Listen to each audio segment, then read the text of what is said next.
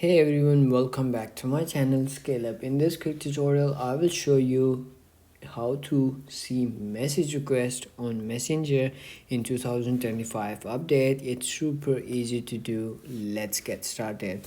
So once you open your Messenger app and logged into your account, you can simply do is go to main menu at the bottom right corner, and then you will see over here this option over here, or like this panel over here.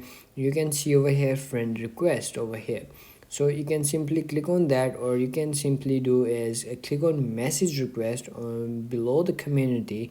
Once you click on that, you will see over here, see who can see your message or like send you a message. So once you come in this page, you will see bunch of messages that the people send it you, or if they didn't send it you, you will never see any message over here. Like me, this is new account, so I can't get any of the friends messages over here. So you can see no spams messages or no you may know.